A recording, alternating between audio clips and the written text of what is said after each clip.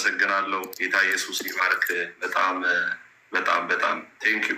በጣም ለዚህ በጣም ጌታ ኢየሱስ ይባርክ። ይሁን ጸጋ ይብዛል። አመሰግናለሁ። አሜን አሜን አሜን። ወንድሜ እሰይ እና ፍሪዳውን እንረዳው የሆነ በቃ ቢላዋችንን ምናምን አዘጋጅተን ያፋጨና ከዚህ ከዛ ጨርጨር ይሁን ፍቅሬ ይሁን እስፓኛ ይሁን የመጽሐፍ ቅዱስ ብልቱን በደንብ አድርገህ ወንድምና እህቶቼ እኔንም ጨምሮ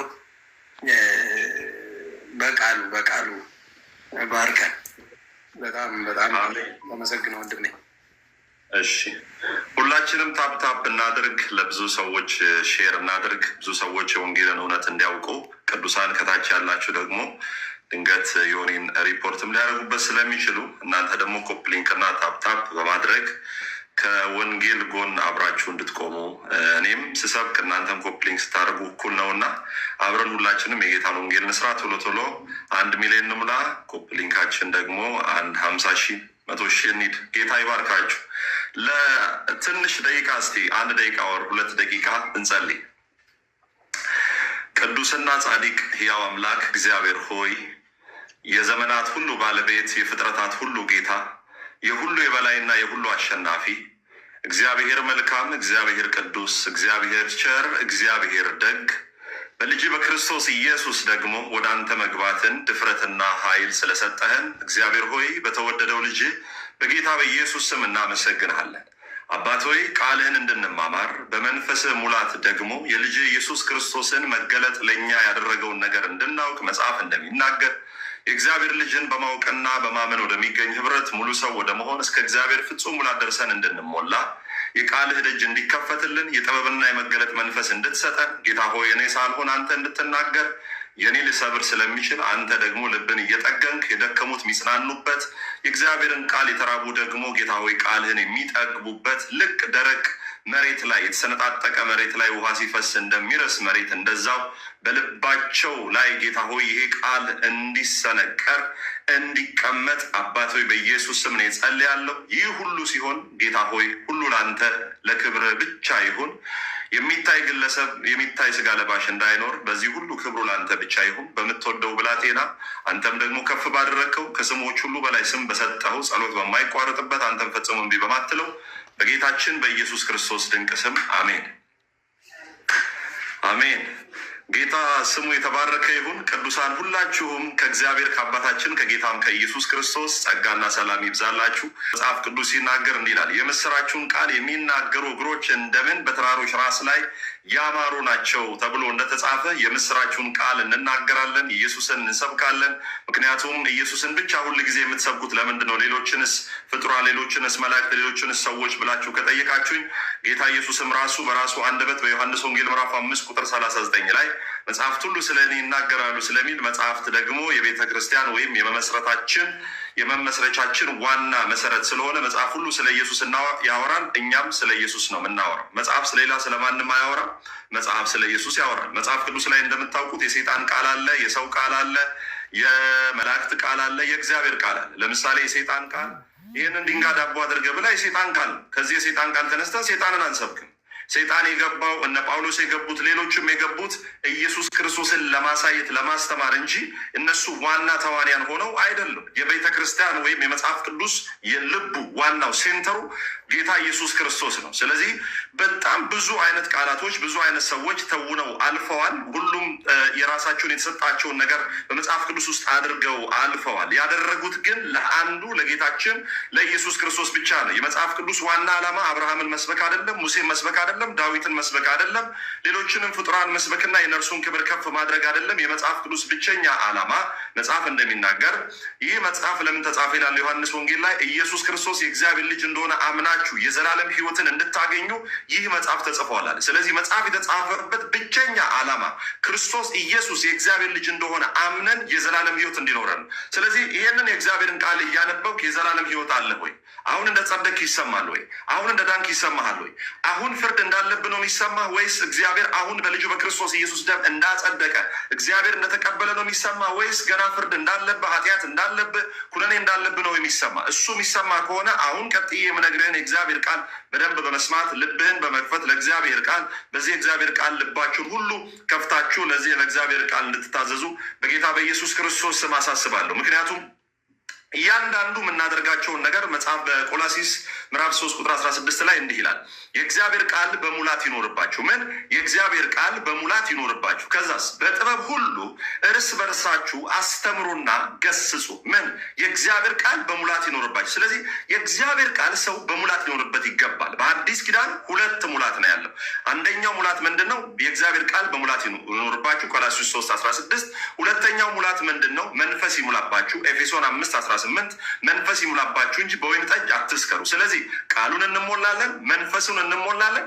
በቃሉና በመንፈሱ እየበረታን ክርስቶስን በመምሰል ህይወት እየኖርን መጽሐፍ እንደሚናገር የጻድቃን መንገድ እንደ ንጋት ብርሃን ነው፣ ሙሉ ቀን እስከሚሆን እየጨመረ ይሄዳል እንደሚል የጻድቃን መንገድ በክርስቶስ ኢየሱስ አምነው የጸደቁ ሰዎች መንገድ እየጨመረ የሚሄድ እንጂ እየቀነሰ የሚሄድ አይደለም። ታች ለውድቀት ሲጠብቁን በከፍታ ለባዶነት ሲጠብቁን በሙላት ለመበተን ሲጠብቁን በመሰብሰብ ለውርደት ሲጠብቁን በክብር እየሸለመንና እያስዋበን የሚያስኬድ ትልቅ አምላክ አለን። ክብር ለእርሱ ይሁን። እንዲህ ይላል ቆላሲስ ምዕራፍ 3:16 ላይ እግዚአብሔር ቃል እንዲህ ይላል፣ የእግዚአብሔር ቃል በሙላት ይኖርባችሁ፣ በጥበብ ሁሉ እርስ በርሳችሁ አስተምሩና ገስጹ፣ በመዝሙርና በዝማሬ በመንፈሳዊም ቅኔ በልባችሁ ለእግዚአብሔር ዘምሩ። ለማን ብቻ? ለእግዚአብሔር ዘምሩ።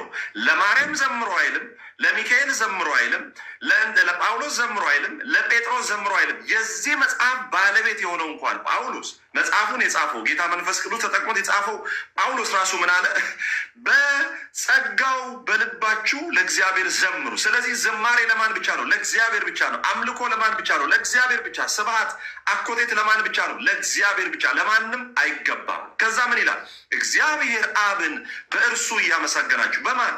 በክርስቶስ ኢየሱስ እግዚአብሔር አብን እያመሰገናችሁ በቃል ቢሆን ወይም በስራ የምታደርጉትን ሁሉ በጌታ በኢየሱስ ስም አድርጉት። በማን? በጌታ በኢየሱስ ስም ብቻ አድርጉት። ስለዚህ የትኛውንም በቃል የምናደርገውን በድርጊትም የምናደርገውን መውጣታችን መግባታችን የተመሰረተው በልጁ በክርስቶስ ኢየሱስ ብቻ ነው ማለት ነው። እዚህ ሰማይ የሚያውቀው እግዚአብሔር አብም የሚያውቀው በኢየሱስ ወደ እርሱ ስትመጣ እንጂ ከኢየሱስ ውጭ እግዚአብሔር የዘረጋው መንገድ የለም። ሌሎች መንገዶች ሁሉ ምንድን ናቸው? ያ ሰውዬ ኮንታ ነው የሚያስገቡት እንዳለ ወዳጄ፣ መንገዶች ሁሉ ወደ ሌላ አቅጣጫ ነው የሚወስዱት። አንዱ መንገድ፣ እውነት፣ ህይወት ክርስቶስ ኢየሱስ ነው። ስሙ ይባረክ። ጌታ ኢየሱስ ክርስቶስ እንግዲህ በር ነኝ ይላል። ከዛ ደግሞ መንገድ ነኝ ይላል። ዮኒ በር ነኝ አለ። ወደ ህይወት መግቢያ በር ነው፣ ራሱ ህይወት ነው። በር ብለህ ደግሞ ገብተህ እንዳትቆም ደግሞ መንገድ ነኝ ይላል። ለምን? በሩ ጋር ገብተህ አትቆምም። ለምን? የምትኖረው ህይወት ነው። ከዛ መንገድ ነኝ አለ። ኢየሱስ የማያልቅ መንገድ ነው። የምንኖረው የማያልቅ መንገድ ነው። ኢየሱስ የማያልቅ ህይወት ነው። እየኖርን የምናስቀጥለው ህይወት ነው። ኢየሱስ አውቀን የማንጨርሰው ደግሞ እውነት ነው። እውነት፣ መንገድ፣ ህይወት። ለዛ ነው ብዙ ሰዎች ባለማወቅ የቀደመችቱ መንገድ ጠይቁ በእርሷም ሂዱ ለነፍሳችሁ ዕረፍት ታገኛላችሁ የሚለው የኤርምያስን 6 ባለማወቅ ለሃይማኖት ይሰጣሉ። የቀደመችቱ መንገድ በእርሷም ሂዱ ለነፍሳችሁ ዕረፍት ታገኛላችሁ ተብሎ የተጻፈው ጌታ ኢየሱስ ዮሐንስ 14 ቁጥር 6 ላይ መጣና እኔ መንገድ፣ እውነት፣ ህይወት እኔ ነኝ። የቀደመችው መንገድ እስራኤላውያን ሄደው ልክ መጽሐፍ ሲናገር በሁለተኛ ቆሮንቶስ መጽሐፍ ላይ ምን ይላል? እስራኤላውያን ይከተላቸው ከነበረው መንፈሳዊ አለት ጠጡ። ያም አለት ይላል ክርስቶስ ኢየሱስ ነበረ ይላል። ስለዚህ ክርስቶስ ኢየሱስ እንደነበረ በደንብ ያስታውቃል መጽሐፍ ማለት። ስለዚህ እስራኤላውያን ሄደው ዕረፍት ያገኙበት መንገድ የሆነ ቤተ እምነት ዘመን ስላስቆጠረ የኔ ነው ብሎ የሚዋጀው እግዚአብሔር ቃል ሳይሆን ማን ነው? ራሱ መንገድ፣ እውነት፣ ህይወት። እስራኤላውያን ሄደው ወደ ከነአን የገቡበት ያረፉበት ተዘልለው የኖሩበት መንገድ ኢየሱስ እንጂ የቀደመችቱ መንገድ ጠይቁ ብሎ በእድሜ ስለቆየን የእኛን ሃይማኖት ለመናገር ነው ጌታ ኢየሱስ ክርስቶስ ለምትሉ ሰዎች እንኳን ኦርቶዶክስን ጴንጤንም አያውቅም፣ እንኳን ጴንጤን ሙስሊምንም አያውቅም። እግዚአብሔር አንድን ሰው ነው የሚያውቀው። በክርስቶስ ያመንን ሰው ብቻ ያውቃል። ምክንያቱም የማርያም አንገት ላይ መስቀል አልነበረም። የኢየሱስ ደግሞ እንትን ላይ የፓስተር ምልክት አልነበረም። የሚያውቀው ምንድን ነው? ልጅን ብቻ ነው። ስለዚህ የትኛውም ሃይማኖት ውስጥ ያላችሁ ኦርቶዶክሳውያን ሌሎችን ብትሆኑ ልባችሁን ከፍታችሁ እንድትሰሙ በጌታ ፍቅር አሳስባለሁ። ባለፈው የተነሳ ነገር ነበረ። እንግዲህ ባለፈው የተነሳ ነገር ነበረ። በጣም ዛሬ ብዙ ነገሮችን ነው የምናየው። በጣም ብዙ ጥያቄ የሚሆንባችሁ ነገሮች በደንብ አድርገን እናያለን። የመጀመሪያው ባለፈው እዚህ በነበራችሁ ዲስኬሽን ላይ አንድ ሚስ አንደርስታንድ የተደረገ ወይ ሚስኮት የተደረገ አንድ ነገር አለ። ምን ይላል? ሰዎች አይ አሁን መዳን አንችልም፣ ምክንያቱም መጽሐፍ ቅዱስ አሁን ድነን ኢኒሻል ማለት ኢኒሻል ወይም ኢንስታንት ሳሊቬሽን የለም ብለው አንድ ሰው ያነሳው ነበረ። ስም ሜንሽን ላለማድረግ ነው።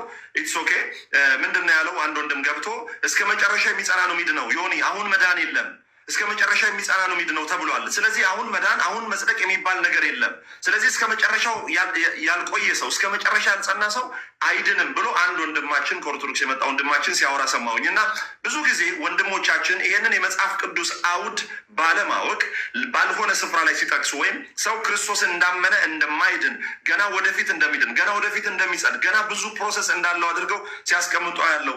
ይህንን ግን መጽሐፍ ቅዱስ በጣም በጣም በሚገርም ሁኔታ በሌላ ሀሳብ ነው የሚያስቀምጠው። እና እስቲ ይሄኛውን ሀሳብ እንመለከታለን ማለት ነው። ማቴዎስ 24 ቁጥር 13 ላይ ነው ያለው ይሄ ቃል። ይሄንን ቶሎ ቶሎ አይተን እንቀጥላለን ማለት ነው። ብዙ ጥያቄዎችን እየመለስን እየተሰባበክን ነው የምንቀጥለው ማለት ነው። ጌታ ስሙ የተባረከ ይሁን። ምን ይላል? በማቴዎስ ወንጌል ምዕራፍ 24 ቁጥር 13 ላይ እግዚአብሔር ቃል ሲናገር እንዲህ ይላል፣ እስከ መጨረሻ የሚጸና ግን እርሱ ይድናል። ስለዚህ ይህንን ጥቅስ በመውሰድ አሁን እንደማንድን ጌታ ኢየሱስ ክርስቶስን ሰው እንደተቀበለ እንደማይድን የዘላለም ሕይወት እንደማይኖረው በማድረግ ሲያስቀምጡ ሳይ በጣም ነው ልብ ያዘ ነው። እና በኋላ ደግሞ የመጽሐፍ ቅዱስን ሀሳብ ምን እንደሆነ እናስረዳለን። ይህን የመጽሐፍ ቅዱስን ሀሳብ ለመረዳት ከፍ ብለን ማንበብ አለብን። በዚህ በማቴዎስ ወንጌል ምዕራፍ 24 ቁጥር 3 ላይ ስንሄድ ሐዋርያት ለምን ይህን ጥያቄ ጠየቁ? ይህን ጥያቄ ሲጠይቁ ደግሞ ጌታ ኢየሱስ ክርስቶስ እስከ መጨረሻ የሚጸና ይድናል ማለት እነ ጴጥሮስ እስከ ሞት ድረስ ካልሄዱ ድረስ በቃ እስካልጸኑ ድረስ ደህንነታቸው ወይም ድነታቸው አሁን ለምሳሌ ዮኒ ገና ሲሞት ኦር መጨረሻ ላይ ነው የህይወት ፍጻሜ የሚወሰነው ወይስ አሁን ነው የሚለውን ነገር ባለማወቅ ሰዎች ድናችኋል፣ ጸድቃችኋል ወይ ሲባሉ አሁን አልዳንኩም፣ አሁን አልጸደቁም፣ ድኛለሁ፣ እየዳንኩ ነው፣ ወደፊት ነው ምንድነው የሚል አይነት አስተሳሰብ ሲያዩና ይህን ደግሞ መስማት ደግሞ በጣም የሚያሳዝን ነው። እስቲ ሐዋርያት ለምንድን ነው ይህን ጥያቄ ጠይቀው ጌታ ኢየሱስ ክርስቶስ እስከ መጨረሻው የሚጸና እርሱ ይድናል ብሎ ጌታ ኢየሱስ ክርስቶስ የተናገረበት ዓላማ ምንድን ነው? ማቴዎስ ወንጌል ምዕራፍ 24 ቁጥር 3 እርሱም በደብረ ዘይት ተቀምጦ ሳለ ደቀ መዛሙርቱ ለብቻቸው ወደ እርሱ ቀርበው ንገረን፣ ይህ መች ይሆናል? በደንብ ስሙ። ይህ መች ይሆናል? ከዛስ የመምጣትህና የዓለም መጨረሻ ምልክቱስ ምንድን ነው? ስለዚህ አሁን ዮኒ እየጠየቁ ያሉት የመምጣቱ ምልክትና ስለ ዓለም መጨረሻ ነው እየጠየቁ ያሉት እንጂ አሁን ስላላቸው ህይወት አይደለም እየጠየቁ ያሉት። አሁንም እነርሱ በክርስቶስ ኢየሱስ አምነው በሐዋርያት ሥራ ምዕራፍ 2 መንፈስ ቅዱስ ሲወርድ ድነዋል፣ ጸድቀዋል። ኢቭን ኢፍ ሌሎችን እንኳን ወደ ማዳን ህይወት ውስጥ መጥተዋል። ይህንን ባለማወቅ ጌታ ኢየሱስ ክርስቶስን ሐዋርያት የጠየቁበት ሲዝን ስለ የትኛው ሲዝን ነው? መጽሐፍ ቅዱስ በዘመን ተከፋፍሎ የሚጠና ነው። ስለ የትኛው ዘመን ነው የሚናገሩ? ስለ የትኛው ዘመን ነው ጌታ ኢየሱስ ክርስቶስን ሐዋርያት የጠየቁት? እርሱም በደብረ ዘይት ተቀምጦ ሳለ ደቀ መዛሙርቱ ለብቻቸው ደርሱ ቀርቡ ንገረን፣ ይህ መቼ ይሆናል? የመምጣትና የዓለም መጨረሻስ ምልክቱ ምንድን ነው አሉት። ከዛስ ኢየሱስም መልሶ እንዲህ አላቸው፣ ማንም እንዳያስታችሁ ተጠንቀቁ። ብዙዎች እኔ ክርስቶስ ነኝ ያሉ በስሜ ይመጣሉ፣ ብዙዎችን ያስታሉ። ጦርና የጦር ወሬ ተሰማላችሁ። ይህ ሊሆን ግድ ነው። በመጨረሻ ዘመን ተላልፋችሁ ትሰጣል፣ ይገድሏችሁማ፣ ስለ ስሜም በአሕዛብ ዘንድ የጠላችሁ ይሆናል እያለ ስለ መጨረሻው ዘመን በጌታ በኢየሱስ ክርስቶስ ማመን ዋጋ የሚያስከፍልበትን የመጨረሻው ስለ መከራው ዓመት ወይም ስለ ኢየሱስ ክርስቶስ መምጫ ሰዓት የሚናገር ጥቅስ ስለ መምጫው ጊዜ ጌታ ኢየሱስ ክርስቶስ ከመምጣቱ በፊት እንደምታውቁት ቤተክርስቲያን ከተነጠቀች በኋላ 7 ዓመት ደግሞ የመከራ ዘመን እንዳለ አንድ ሱባኤ የመከራ ዘመን እንዳለ እስራኤላውያን ዋጋ በመክፈል ጌታ ኢየሱስ ክርስቶስ እንደሚሰብኩ በምድር ላይ ጦር እንደሚሆን ዋጋ እንደሚከፍሉ በደንብ አድርጎ መጽሐፍ ቅዱስ ያሳያል። ስለዚህ አሁን ጌታ ኢየሱስ ክርስቶስ ምን ይላል? በዚያን ጊዜ በመከራ አሳልፎ ይሰጣችኋል፣ ይገድሏችሁማ፣ ስለ ስሜም በአሕዛብ ሁሉ የተጠላችሁ ትሆናላችሁ። በዚያም ጊዜም ይሰናከላሉ፣ ብዙ ሐሰተኞች ነቢያት ይነሳሉ፣ ብዙዎችን ያስታሉ። ከአመፃም ብዛት የተነሳ የብዙ ሰዎች ፍቅር ይቀዘቅዛል አለና እንዲህ ይላል፣ እስከ መጨረሻ የሚጸና ግን እርሱ ምን ያደርጋል? ይድናል። እስከ መጨረሻ የሚጸና ግን እርሱ ይድናል። ከዛስ ለአሕዛብም ሁሉ ምስክር እንዲሆን ይህ የመንግስት ወንጌል በዓለም ሁሉ ይሰበካል፣ በዚያን ጊዜም መጨረሻው ይመጣል። አይታችኋል። ጌታ ኢየሱስ ክርስቶስ አሁን የተናገረ ያለው ስለመች ነው? ስለ መምጣቱ፣ ስለ መጨረሻው ዘመን የተናገረው ሀሳብ። የዛኔ ጌታ ኢየሱስ ክርስቶስን ሰዎች በመስበክ እስከ ሞት ድረስ ተላልፎ የሚሰጡበት የጌታ ኢየሱስ ክርስቶስ መምጫ ከመድረሱ በፊት ስለሚገጥመው የህይወት ስርዓት እንጂ አሁን የዳነ ሰው፣ አሁን በክርስቶስ ያመነ ሰው አሁን አይድንም፣ አሁን አይጸድቅም። ቀስ ብሎ ነው የሚድነው፣ ቀስ ብሎ ነው ወደፊት ነው የሚድነው። እኔ በከመ ምሕረትከ በከመ ቸርነትከ፣ አሁን አይደለም ምድነው፣ በኋላ ነው እሱ። ድነሃል? አይ አልዳንኩም። መቼ ነው? እኔ እንደ ስራ ነው። ኦኬ። ከእንደዚህ በትክክል ካልተብራሩ ጥቅሶች በመነሳት ባለፈው ወንድማችንም ልደት እዚህ ጋር ሲያስቀምጥ እስከ መጨረሻው የሚጸና ነው የሚድነው ዮኒ፣ እንደዚህ የሚባል ነገር የለም ምናምን ብሎ ሲናገር ብዙዎችን የሚያሰናክል እንደ መጽሐፍ ቅዱስ እውነት ያልሆነ ዘመንን በትክክል ከፋፍሎ ካለማጥናት የተነሳ በመጽሐፍ ቅዱስ ላይ ሚስ ኮንሰፕሽን የተፈጠረበት ነገር ነው። ይሄንን ክሊር ላድርግ ብዬ ነው ያነሳሁት። ምክንያቱም መጽሐፍ ቅዱስ በሮሜ ምዕራፍ 10 ቁጥር 9 ላይ ኢየሱስ ክርስቶስ ጌታ እንደሆነ ኢየሱስ ክርስቶስ ጌታ እንደሆነ በአፍህ ብትመሰክር እግዚአብሔርም ከሙታን እንዳስነሳው በልብ ብታምን ኢየሱስ ክርስቶስ ጌታ እንደሆነ በአፍህ ብትመሰክር ትድናለህ። ወዲያው ትድናለህ። ኢንስታንት ሳልቬሽን፣ ቅጽበታዊ መዳን። ከዛስ እግዚአብሔርም ጌታ ኢየሱስ ክርስቶስን ከሙታን እንዳስነሳ ከዛ በልብ ብታምን ትጸድቃለህ። መጽደቅ ማለት እኮ መተከል፣ መጽደቅ ማለት በእግዚአብሔር ፊት መሆን፣ ምን መሆን? ትክክል መሆን ማለት ነው። ለዛ ነው እንግሊዝኛው ራይቸስነስ ማለት ራይት ስታንዲንግ ዊዝ ጋድ፣ በእግዚአብሔር ፊት በትክክል መቆም፣ ያለ ኃጢአተኝነት፣ ያለ በደለኝነት ስሜት፣ ያለ ኩነኔ ስሜት በእግዚአብሔር ፊት በትክክል መሆን ወይም መቆም የሚለው ሀሳብ ያነሳል ማለት ነው። ስለዚህ ኢኒሻል ሳሊቬሽን አለ። ሰው በክርስቶስ ኢየሱስ እንኳን ሰርቶ ሳይሰራ መስቀል ላይ ጌታ ኢየሱስ ክርስቶስ ጎን የተሰቀለው ሰውዬ ወዲያው ነው የገባው ብራዘር። ስለዚህ እግዚአብሔር ይኸውልህ፣ ባለፈው ተናግሬያለሁ፣ ህግ ወደ ላይ ነው። ህግ ወደ ላይ ነው። ጸጋ ደግሞ ወደ ታችን። ህግ ወደ ላይ ነው። ከዛ ጸጋ ደግሞ ወደ ታችን። ምን ማለት ነው? ህግ ወደ ላይ ነው ስል ሁል ጊዜ ይቅርታ ቅዱሴ፣ እሱን ስትለኝ ምን ትዝ እንዳለኝ ታውቃለህ? ዘቤ እኮ ስለሱ ጉዳይ አብራርቷል። ዘበነ ምን ብሎ እንዳብራራ ታውቃለህ? እነዛ ሁለት የተሰቀሉ ሰዎች ቅድስት ድንግል ማርያም ወደ ሆነ ቦታ ከልጇ ጋር ስትሄድ በአህያ እየሄዱ ነበረ እና ተረኛው የአንደኛው ወንጀለኛ ነበረ። ስለዚህ ዘርፏቸው ሊሄድ ሲል የነዚህ አይሆንም ብሎ አለ። ስለዚህ እሱ አንዱ በቀኝ የተሰቀለው እንተዋቸው ያለው ነው፣ አንደኛው ግን እንዝረፋቸው ያለው ነው። እንዲያውም ያንን ስታይ ማርያም በጣም አዝና አለቀሰች ይላል። ቆይ ዳምጥ፣ አንተ የምትለው ሰውዬ ያለ ስራ አልጸደቅም። በቀኝና በግራ የተሰቀሉት በዘቤ ተረት ለየት ያለ ነገር አለ። ቆይ ላሳይ። ስለዚህ አብሮ ስለሚሄድ ማሳየት ስላለብኝ ነው። የዘቤ ትምህርት እየተማርን ያደግ ነው፣ ዝም ብሎ አይደለም።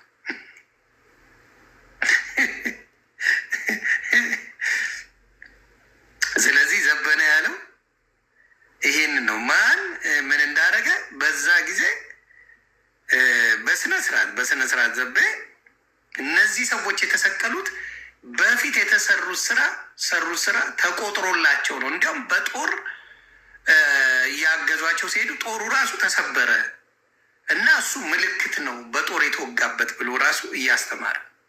ስለዚህ እሱን አምጥቼ ከነ ማስረጃው ላሳየና ትቀጥላለህ። መዳን ምንድን ነው? ኦልሬዲ ፓስቴንስ ላይ ተቀምጧል። ጸጋው በእምነት አድኗችኋልና ስለዚህ ወደፊት ትድናላችሁ፣ ወደፊት ትጸድቃላችሁ የሚል ሀሳብ ሳይሆን ጸጋው አሁን ባመናችሁበት ቅጽበት ምን አድርጓችኋል? አድኗችኋልና። እንግሊዝኛው እንደውም እንመልከት። እንግሊዝኛው ምን እንደሚል ስሙ። ፎር ባይ ግሬስ አር ይ ሴቭድ ስሩ ፌዝ። ሴቭድ አይታችኋል። ፓስቴንስ ነው የሚያስቀምጠው። ኦልሬዲ ድናችኋል፣ ጸድቃችኋል። ኦኬ። ከዛስ ስሩ ፌዝ and that not of yourselves, it is the gift of God, not of works, lest any man should boast. ኢየሱስ ክርስቶስ ጌታ ነው። ስለዚህ ምን እያለ ነው? ጸጋው በእምነት አድኗችኋል ሲል እያስቀመጠ ነው። ምን ብሎ እያስቀመጠ? ኦልሬዲ የተፈጸመ የተደመደመ ነገር ነው።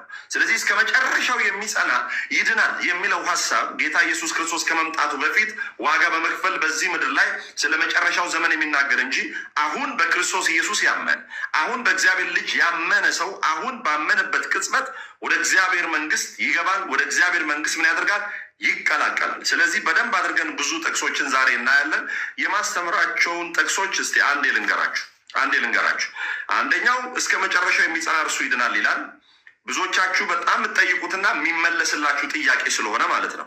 ሁለተኛው ጥያቄ ደግሞ በፍርሃትና በመንቀጥቀጥ የራሳችሁን መዳን ፈጽሙ። በፍርሃትና በመንቀጥቀጥ የራሳችሁ መዳን ፈጽሙ ተብሎ የሚነገረው ጥቅስ ባለማወቅ ብዙ ሰዎች ዋጋ የሚከፍሉበት ነው። ሌላው ደግሞ ለእያንዳንዱ እንደ ስራው መጠን እከፍል ዘንድ ዋጋዬ ከእኔ ጋር ነው የሚል ደግሞ በጣም በፍርሃት የሚጠቀሱ ጥቅሶች አሉ። ሌላው ደግሞ ያዕቆብ ምዕራፍ 2 ቁጥር 21 ላይ ሰው በእምነት ብቻ ሳይሆን በስራም እንዲጸድቅ እናውቃለን ተብሎ የተጠቀሰ ግን በትክክል ኢትዮጵያ ውስጥ ብቻ የማይፈታ ጥቅስ አለ። እሱንም ደግሞ በደንብ አድርገን እናያለን። ሌላው ራስን ለካህን ማሳየት የሚለውን እናያለን። ሌላው ደግሞ በስፋት የምናየውና የምንዳስሰው ደግሞ ኢየሱስ ክርስቶስ አማላጃችን የሚለው ዋናውን ሀሳብ እናያለን። የመጨረሻው ደግሞ እኔ ሕግና ነቢያትን ለመሻር የመጣ ይምሰላችሁ ልፈጽም እንጂ የሚለውትን ሀሳቦች በደንብ አድርገን ሰፋ አድርገን እናያለን። ጌታ ይባርካችሁ። ዮንዬ ይጨርስና እንትን እንላለን።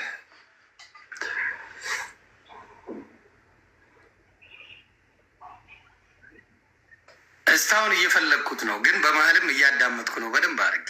እኔ ግን ብዙ ጊዜ ካየ ዘበነ ብዙ ጊዜ ካየ ሰው በቃ ኦልሬዲ ለምዶታል። እንደው ከቁብ ምናምን አይቆጥሩትም እና አንዳንድ ሰዎች ማለት መምህርነቱን እየናኩ ሳይሆን አንዳንድ የሚናገራቸው ነገሮች ትክክል ስላልሆኑ ማለት ነው። ዘበነ የሚለው ነገር ምንድን ነው? ሰምቼዋለሁ ቪዲዮውን።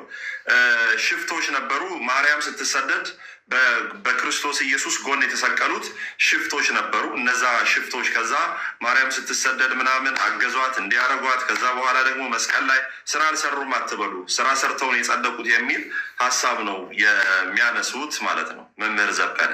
ስለዚህ ይህ ሀሳብ ደግሞ መጽሐፍ ቅዱስ ላይ የሌለ አፈ ታሪክ ወይም ዝም ብሎ ተረት ስለሆነ እዚህ ላይ ብዙም ጊዜ አላጠፋም። እኔ ጌታ ስሙ የተባረከ ይሁን። እሺ ወደ ሌላው ሀሳብ ልሂድ። ማቴዎስ ወንጌል ምዕራፍ 5 ቁጥር 17 ማቴዎስ ወንጌል ምዕራፍ 5 ቁጥር 17 እኔ ሕግንና ነቢያትን ለመሻር የመጣው አይምሰላችሁ፣ እኔ ሕግንና ነቢያትን ለመሻር የመጣው አይምሰላችሁ ልፈጽም እንጂ የሚባለውን የመጽሐፍ ቅዱስ ክፍል በመውሰድ የሀገራችን ወይም የኢትዮጵያ ኦርቶዶክስ ተዋሕዶ ቤተክርስቲያን አማኞች ወይም ወንድሞቻችንና እህቶቻችን በጣም ዊዝ ሪስፔክት ነው ማወራው። ወንድሞቻችን ደግሞ ምን ብለው ያምናሉ? ሕግ አልተሻረም፣ አሁንም ሕግ አለ የሚል አይነት ሀሳብ ያነሳሉ። መጽሐፉ ምን ይላል? እንትና ምን ይላል ሳይሆን መጽሐፉ ምን ይላል? የሁሉ ዳኛ ኢንፋሊብል የሆነው ሕጸጽ አልባ የሆነው የማይሳሳተው የእግዚአብሔር ቃል ምን ይላል? እንዲህ ይላል። ዮሐንስ ማለት ማቴዎስ ወንጌል ምዕራፍ 5 ቁጥር 17 እኔ ሕግና ነቢያትን ለመሻር የመጣው አይምሰላችሁ፣ እኔ ሕግና ነቢያትን ለመሻር የመጣው አይምሰላችሁ ልፈጽም እንጂ ለመሻር አልመጣሁም። ከዛ ምን ይላል? እውነት እላችኋለሁ ሰማይና ምድር እስኪያልፍ ድረስ ምን እስኪል ድረስ ሰማይና ምድር እስኪያልፍ ድረስ ኢፍ ስቴትመንትን እንግሊዝኛ የተማረ ሰው ኢፍ ስቴትመንትን ካየ የሆነ ነገር ሀፕን የሚያደርግ ከሆነ የሆነ አውትካም እንደሚመጣ ተከትሎት አውትካም ሌላ አውትካም እንደሚመጣ ወይም አክሽን እንደሚመጣ የሚያሳይ ነው። እውነት እላችኋለሁ ሰማይና ምድር እስኪያልፍ ድረስ ከሕግ አንዲት የውጣ ወይም አንዲት ነጥብ ከቶ አታልፍም ሁሉ እስኪፈጸም ድረስ። ምንድን ነው የሚለው? እውነት እላችኋለሁ ሰማይና ምድር እስኪያልፍ ድረስ ከሕግ አንዲት የውጣ ወይም አንዲት ነጥብ ከቶ አታልፍም። መቼ ነው የማያልፈው? እስኪፈጸም ድረስ ምን አያደርግም? አያልፍም። ሲፈጸምስ ያልፋል። ይህ ሰዋሰውን የተማረ እንግሊዝኛን የተማረ አማርኛን የተማረ ሰው ለምሳሌ ዮኒ ላይቭ እስክከፍት ድረስ እንዳትመጣ ብለህ ምን ማለት ነው? ላይቭ እስክከፍት ድረስ እንዳትመጣ ማለት አትምጣ። ለምሳሌ ላይቭ እስክከፍት ድረስ ቶሎ ይህንን ስራ ሰርተህ ጨርስ። ላይቭ እስካልገባው ድረስ አልከፍልህም ካልኩ ምንድን ነው? ላይቭ ስገባ ነው ምከፍለው ኦር ማለት ይህንን ወይ ምደውልልህ ወይ የሆነ ነገር ቃል ብገባ ምንድን ነው ላይቭ መግባት ምን ያደርገዋል? አክሽኑ ከኋላ የሚመጣው አክሽን እንዲከተል ያደርገዋል። ስለዚህ እኔ ሕግና ነቢያትን ለመሻር የመጣ ይምሰላችሁ ሲል የሕግ ባለቤት እርሱ ነው። ሕግ ደግሞ የእግዚአብሔር ነጸብራቅ ነው። አታመንዝር ሲል እግዚአብሔር ውስጥ ማመንዘር የለም። አትግደል ሲል እግዚአብሔር ውስጥ መግደል የለም። ይሄ እግዚአብሔር ውስጥ ያለ ሀሳብ ነው። የእግዚአብሔር ነጸብራቅ ነው። ሕጉ ቅዱስ ነው። መጽሐፍም እንደሚናገር ሮሜ ላይ ማለት ነው። ከዛ እውነት እላችኋለሁ ሰማይና ምድር እስኪያልፍ ድረስ ከሕግ አንዲት የውጣ ወይም አንዲት ነጥብ ከቶ አታልፍም። ከዛ ሁሉ እስኪፈጸም ድረስ በሌላ ትርጉም ምን ማለት ነው? ሁሉን ኢየሱስ ክርስቶስ ተፈጸመ ብሎ ሲፈጽም አልፏል ማለት ነው ሕግ። ስለዚህ አልፏል። አሁን ሕግ በእኛ ላይ አቅም የለውም። ሕግ በእኛ ላይ ጉልበት የለውም። ለምን? ሕግ ማለት መጽሐፍ ቅዱስ እንደሚናገር በሮሜ ምዕራፍ 3 ቁጥር 20 ላይ እንደሚናገረው ማንም ሕግን በመጠበቅ ሊጸድቅ ስላልቻለ ጌታ ኢየሱስ ክርስቶስ መጥቶ ምን አደረገው? ገረሰሰው። ገረሰሰው ማለት በመፈጸም አስወገደው። ለዛ ነው ሮሜ ምዕራፍ 3 ቁጥር 20 ላይ የእግዚአብሔር ቃል ሲናገር እንዲህ ይላል፣ ይህም የሕግን ስራ በመስራት ስጋ የለበሰ ሁሉ በእርሱ ፊት ስለማይጸድቅ ነው። ስጋ የለበሰ ሁሉ ካለ ስጋ የለበሰ ሁሉ በአንድ እግሩም ቆሞ ይጸልይ፣ በፓስተርነትም 50 ዓመት ያገልግል፣ በክርስቶስ እስካልሆነ ድረስ በፍጹም የእግዚአብሔር ልጅነትን አያገኝም። ከዛስ ኃጢአት በሕግ ይታወቃልና። ኃጢአት ምን ያደርጋል? በሕግ ይታወቃልና። ከዛ እንዲህ ይላል 21 ላይ አሁን ግን በሕግና በነቢያት አሁን ግን በሕግና በነቢያት የተመሰከረለት የእግዚአብሔር ጽድቅ እንዴት ነው የተገለጠው? የእግዚአብሔር ጽድቅ በሕግ ነው። ውጣ፣ ግባ፣ እንዲህ ካልሆንክ እንዲህ ካላደረግ አትጸድቅም በሚል ነው አይደለም። አሁን ግን በሕግና በነቢያት የተመሰከረለት አለና ከዛ ምን አለ? የእግዚአብሔር ጽድቅ የምንድንበት የእግዚአብሔር ጽድቅ እንዴት ተገለጠ አለ? ያለ ሕግ ምን አድርጓል? ተገልጧል። አልነበረም ማለት ነው በፊት። ከዛስ ምን ተገለጠ ማለት ነው ያለ ሕግ። ስለዚህ ሰው ሕግን በመፈጸም ነበር የሚጸድቀው። አሁን ደግሞ በአዲስ ኪዳን ጌታ ኢየሱስ ክርስቶስ ሰው ማንም በብሉይ ኪዳን የነበረ ሰው ሕግን በመፈጸም ስላልጸደቀ ማንም ለእግዚአብሔር ስላልቻለ አብርሃም ሕግ ከመሰጠቱ በፊት ነበረ። በህሊና ሕግ ራሱ ብዙ ጊዜ ወድቋል። ሕግ ከመሰጠቱ በኋላ ሕግን የተቀበለ ሙሴ ራሱ በኮሬብ ተራራ ላይ ቀርቷል። ሁሉም ሞተዋል፣ ሁሉም አልቀዋል። ማንም መጽደቅ አልቻለም። ለዛውም ዕብራውያን መጽሐፍ ላይ ሲናገር ያለኛ አንድ ከፍ ያለን ነገር ያለኛ ፍጹማን እንዳይሆኑ ይላል። ያለኛ ፍጹማን እንዳይሆኑ ይላል። ማንን? እና አብርሃምን ስራቸውን ዘርዝሮ የነ ዳዊትን ዘርዝሮ የእያንዳንዱን ዘረዘረና ያለኛ ፍጹማን እንዳይሆኑ ከዛስ አንዳች የሚበልጥን ነገር ምን አድርጓል? በእኛ አይቷልና። ምን ማለት ነው? ጸጋ ተገለጠ። በክርስቶስ ኢየሱስ የመስቀል ስራ ሲገለጥ በሕግ መጽደቅ ቆመ። በክርስቶስ በማመን መጽሐፍ ቅዱስ ሲናገር እርሱም ለሚያምኑ ሁሉ የሆነ በኢየሱስ ክርስቶስ በማመን ሕግን በመጠበቅ ነው አይደለም። ምን በማድረግ?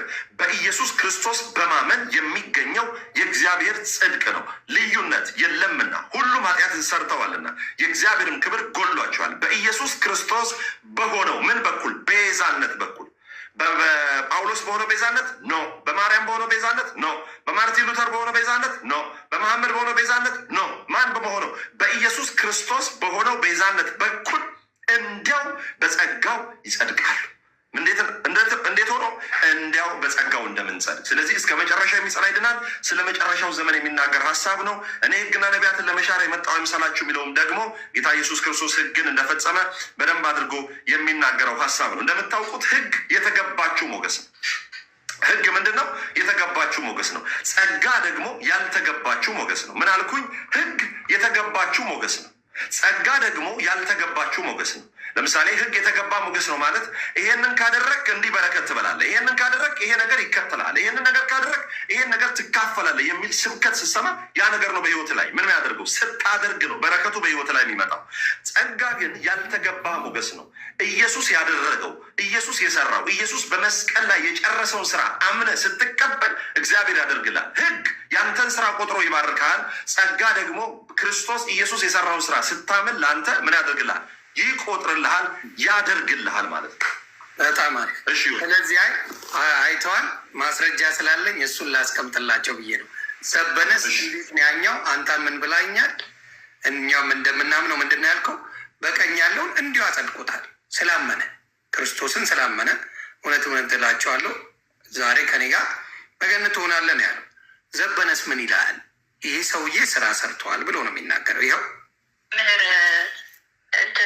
ታፕታፕ እያደረጋችሁ ቤት የሚከታተላለሁ። ግን ይሄ አሁን ከጌታ በቀኝ የተሰቀለው ያ ወንበዴ በምን መንገድ ነው ወደ ገነት የገባው? ማለት ስራ የለውም፣ ሌባ ነው፣ ወንበዴ ነበር አይደለም? እና እሱን ባለቤት የውጭ ዜጋ ነው። ይህንን ጥያቄ ያነሳልኝ እና መምህርን ጠይቃለሁ ብዬ ነው። በጣም ጥሩ ሲሆን እንትን ማግኘት ከቻልሽ ባለቤትሽ የውጭ ሀገር ሰው ከሆነም ሰርች ማድረግ ከቻለ ሎስት ቡክስ ኦፍ ደ ባይብል የተለያዩ መጽሐፎች አሉ። አንድ ነገር ልንገርሽ፣ ይሄ ሰውዬ ወንበዴ ነበር አይደለም? ግን ስራ የለውም የሚባል አይደለም፣ ስራ ነበረው። በተለይ የሚገርምሽ የጌታችን ኢየሱስ ስደት ጊዜ ከእናቱ ከድንግል ማርያም ጋር ሲሰደድ በረሃ ውስጥ ያገኟቸው 2 ሽፍቶች እነዚህ በቀኝና በግራ የተሰቀሉት ናቸው።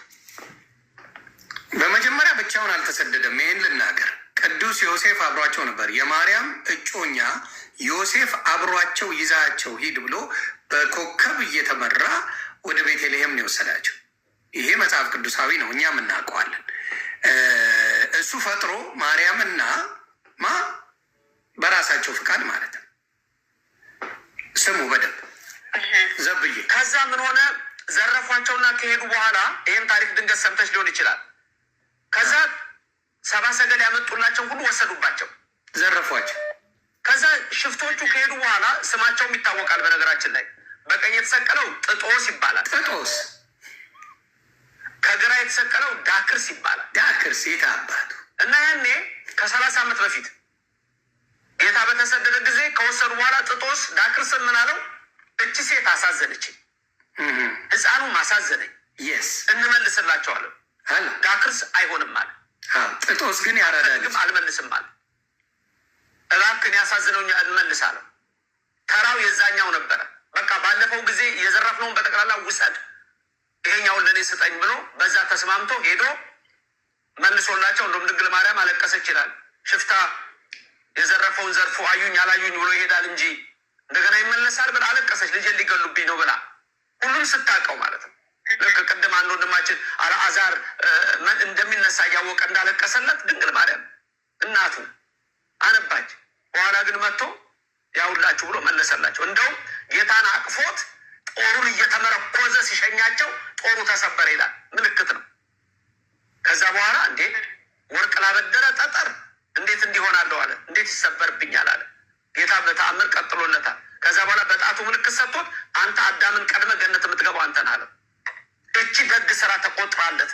ያ ሰውዬ ወንበዴ ይሁን እንጂ ሕፃኑ ኢየሱስ ነው እንግዲህ አንተ ብሎ በጣቱ ጠቁሞ አንተ አዳምን ቀድመ ጥጦስ አዳምን ጠጡት ይጣቴ ጥጦስ አዳምን ቀድመ ወደ ገነት ትገባለህ ተባለ። ሰው ደግ ስራም የነበረው ሰው እንደነበረ ከእግዚአብሔር ጋር ይገናኝ እንደነበረ እንደዚህ አይነት ሰዎች መጨረሻ ላይ ደግሞ ወደ ምን መጣ መሰለች? ለንስሐ አበቃው። ለንስሐ አበቃው። ጌታ ተሰቅሎ አይሁድ ሰቅለውት ሲሆን ሮማውያን ሰቅለውት ሰው ሁሉ አምላክ አይደለም እያለው ያ ሰውዬ ግን ምን አለ? አምላክ ነህ አንተ ኢየሱስ፣ በመንግስት በመጣ ጊዜ አስበኝ ብሎ ንስሐ ገባ። ስለዚህ ዳነ።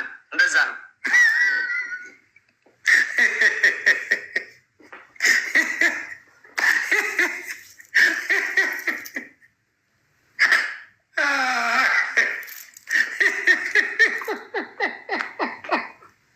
ይቅርታ ምን አያብቱ።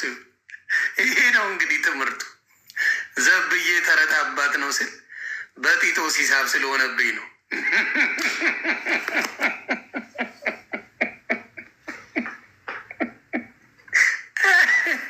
ወንድሜ ቀጥል። ለሚጠጣ ነገር ይችልም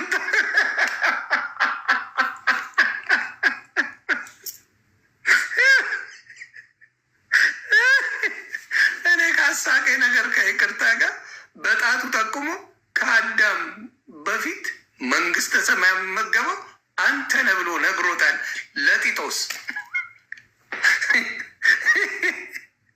ቀጥልልኝ። ያው እዚህ ኤክስፔክትድ ሁል ጊዜ እንግዲህ ዘበነ በጣም ታውቃላችሁ፣ እዛች ቤተክርስቲያን ውስጥ ጌታ ኢየሱስ ክርስቶስ ካላችሁ ትወገዛላችሁ። እንደዚህ አይነት ደግሞ ሀሰቶችን የሚናገሩ ሰዎች ደግሞ ማንም ዞር ብሎ አያቸው። ይልቁንም በዛ ቤተክርስቲያን ውስጥ ደግሞ ምን ይባላሉ? በጣም ሊቃውንት በመባል ይጨበጨብላቸዋል። ዋው የሚያመጡት ቃል የሚያመጡት ነገር እንዴት ነው ተብሎ በጣም በኩረ ሰባኪያን ሁላ በመባል ስም ይሰጣቸዋል ማለት ነው። ይሄ በጣም የሚያሳዝን ነው። ተወዳጆች በደንብ ኮፕሊንክ አድርጉ፣ በደንብ ኮፕሊንክ አድርጉ። 1 ሚሊዮን ይግባ ታፕታፓችን። ጌታ የተባረከ ይሁን። ስለዚህ እስከ መጨረሻው የሚጸና እርሱ ይድናል የሚለው ሀሳብ ጌታ ኢየሱስ ክርስቶስ በመጨረሻው ዘመን ከመምጣቱ በፊት ስላለው ዘመን የመከራውን ዘመን ሪፕሬዘንት የሚያደርግ ሀሳብ እንጂ አሁን በክርስቶስ ኢየሱስ ያመነ ሰው ወደፊት ነው የሚጸድቀው። አሁን መጽደቅ አይችልም። ኢንስታንት ሳልቬሽን የለም። ምክንያቱም ይኸው እዚህ ጋር እስከ መጨረሻው የሚጸና እርሱ ይድናል እኮ እያለ ነው መጽሐፍ ቅዱስ ብሎ የሚናገሩት ሀሳብ ጌታ ኢየሱስ ክርስቶስን ቅድም እንዳየ ነው በማቴዎስ ወንጌል ምዕራፍ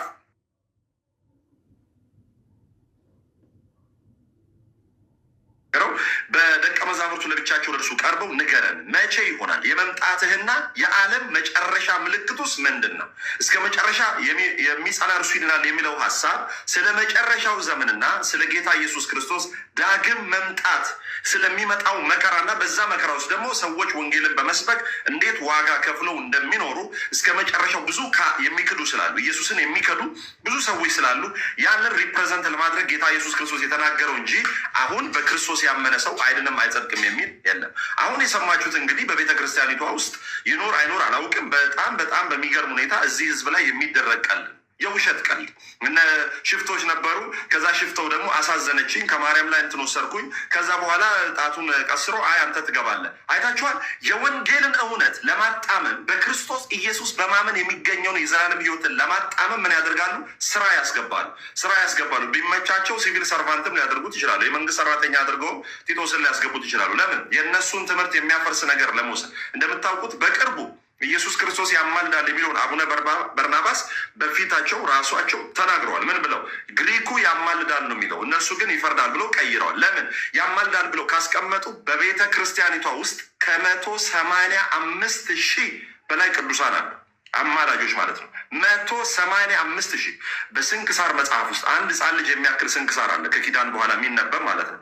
185,000 መካከለኛ ገደል ሊገባ ነው ማለት ነው። ስለዚህ የኢየሱስ ክርስቶስን ማማላጅነት በእምነት መዳንንም የማይቀበሉበት ምክንያት ለምንድን ነው ሲባል እነርሱ የገነቡትን በእምቧይ ካብ ላይ የተካቡ ትምህርታቸውን ስለሚያፈርስ የእግዚአብሔር ቃል መዶሻ ስለሆነ ያንን ለመቀበል አይፈልጉም ማለት ነው። አይፈልጉም። እናንተ የሚመስላችሁ ኪሮስ ብሎ ስም ያወጣ ልጁን ኪሮስ ብሎ የሰየመ ሰው የዘላለም ህይወት ይኖረዋል፣ ትውልዱ ይማራል ብላችሁ የምታስቡት ሰው አሁን እኛ ከደቡብ ከኦሮሚያ ከሌሎች ቦታ የመጣን ሰዎች ጉድ ፈላ ማለት ነው። ስለዚህ የተወደዱ ኤርትራውያን እና ትግራውያን ብቻ ናቸው የሚድኑት ማለት ነው። ምክንያቱም ኪሮስ የሚባለው ስም የሚበዛው ወደዛ ስለሆነ ማለት ነው።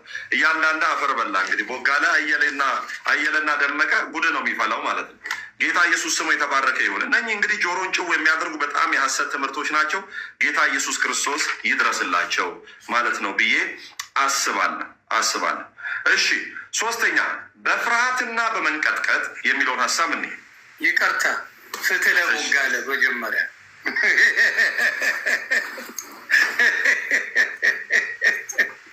ዘና እያሉ እንዲማሩ ነው የምፈልገው።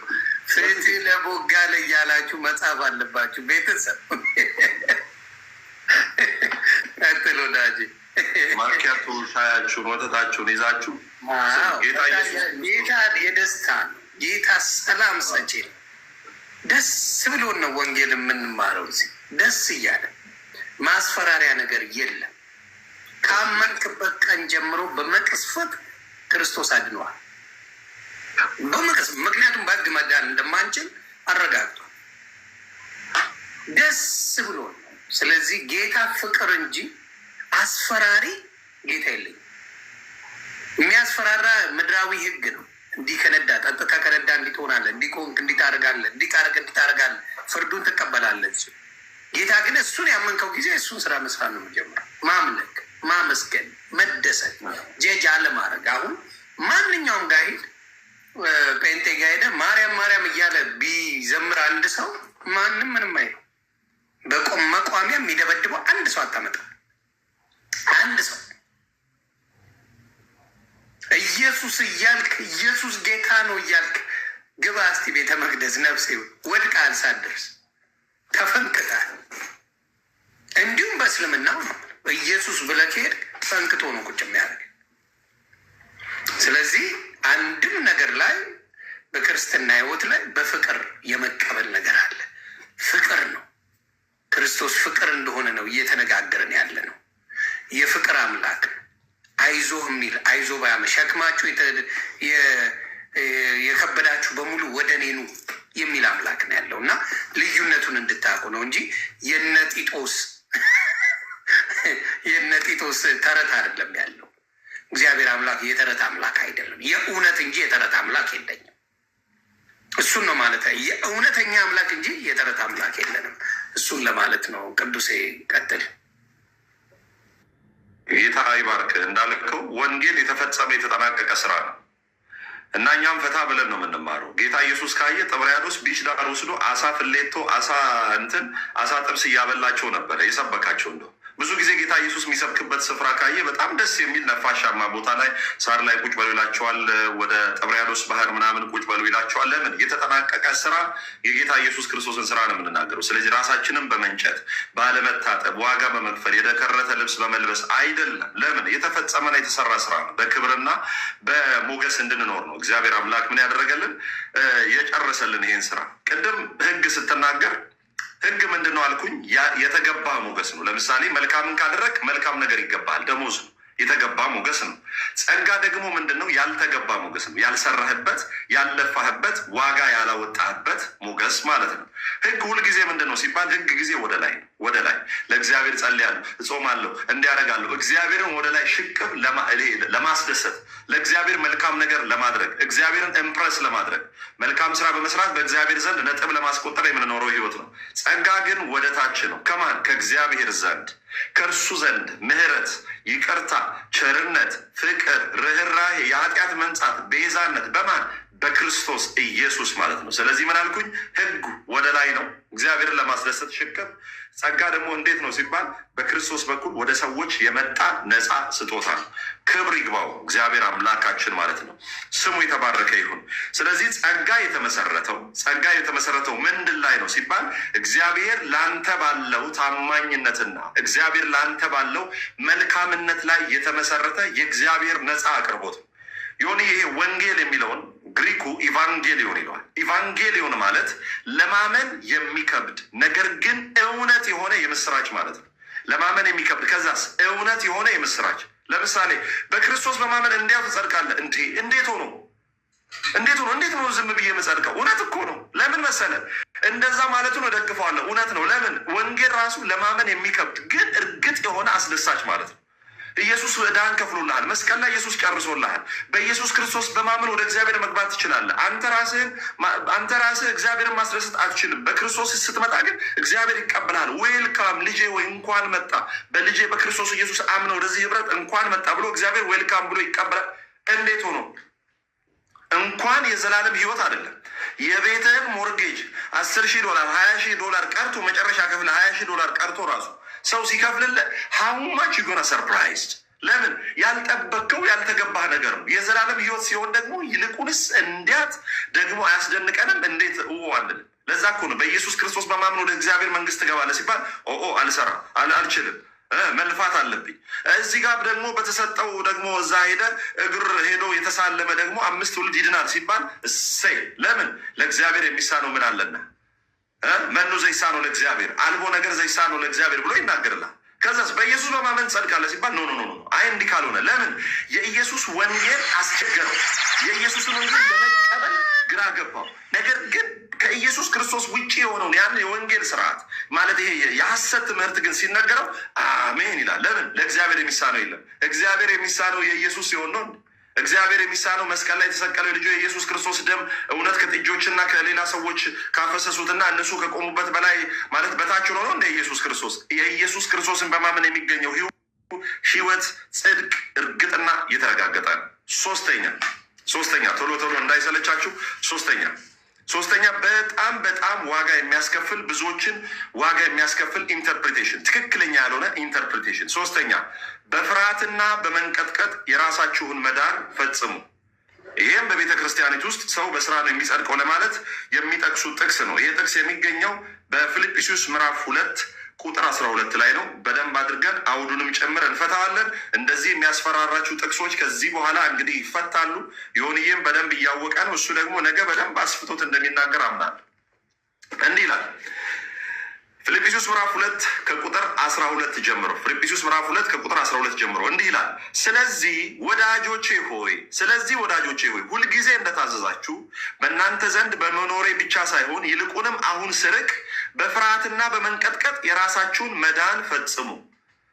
ከዛ ይችን ጥቅስ ይወስድና በፍርሃትና በመንቀጥቀጥ ነው የራሳችሁን መዳን የምንፈጽመው። ዝም ብሎ መዳን የለም።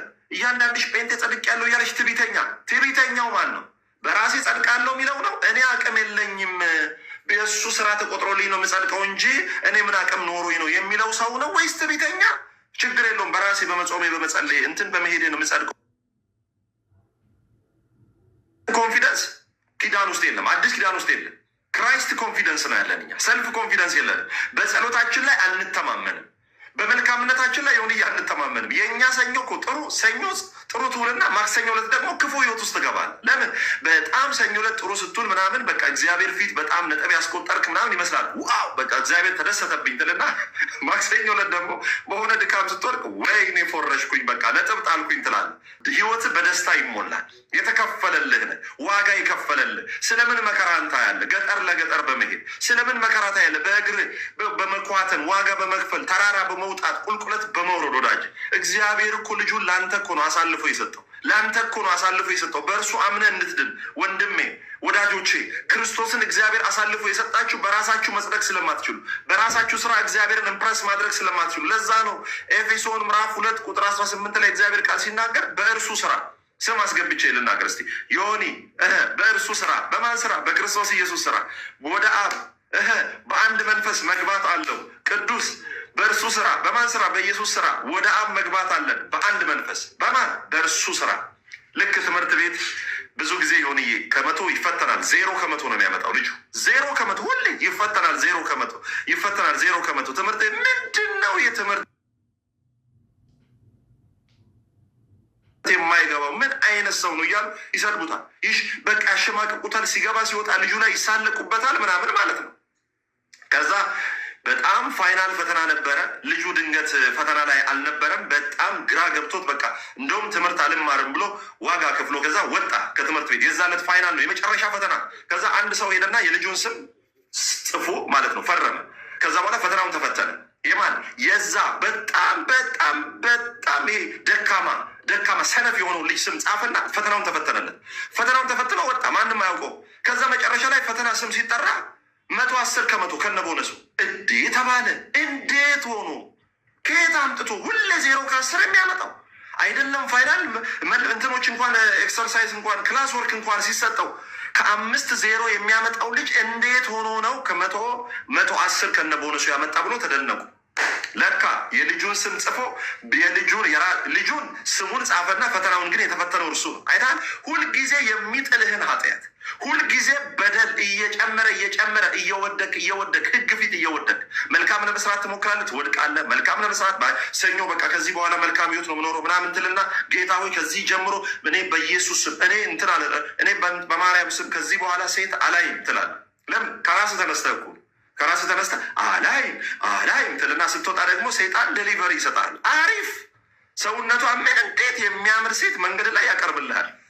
በአማዞን ይሁን በእንትን ይሁን በአሊባባ ይሁን ያቀርብልሃል ሰይጣን ማለት ነው። ለምን? ተማምነህ ከቤት የወጣኸው በራስ እንጂ በእግዚአብሔር ጸጋ አይደለም።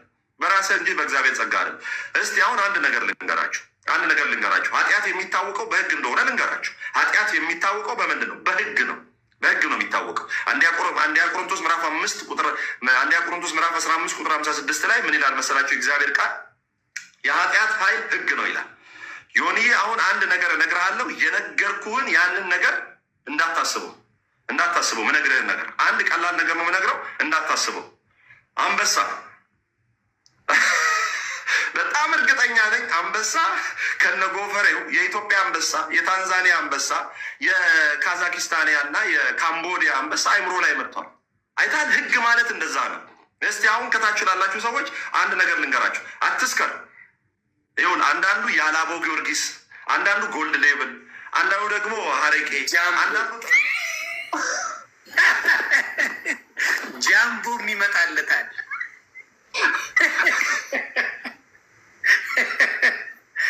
ህግ እኮ ይፈቀዳል ብለዋል። ትቀልዳለህ።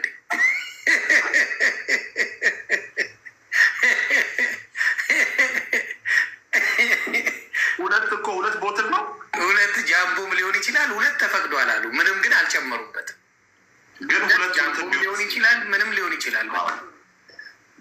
ፈቅደዋል። ገብቶኛል። አይታል ህግ ማለት ምን ማለት ነው? ያንን ነገር ሳስታውስ ፈጽሞ አላሰብኩም እኮ አንተ ምንም አላሰብኩም፣ ግን ውስጥ ላይ አንተ ነው የከተትከው። ህግ ማለት እንደዛ ነው። ዮኒ ይሄ የሆነ የሚባለው አንተ አትስከር እንዲያቱን በስራ ነው የምንጸድቀው እያንዳንድሽ እንደዚህ ባልክ ቁጥር ምንድን ነው መሰለህ ታስተዋውቀዋለህ። እየጨመርክ ስትረስ እየጨመርክብኝ ነው የምትሄደው። በቃ በትክክል ህይወቴን ባዶ ልታደርገው ማለት ነው። በትክክል በዚህ ነው እንጸድቃለን የሚሉት። አትጸድቁም።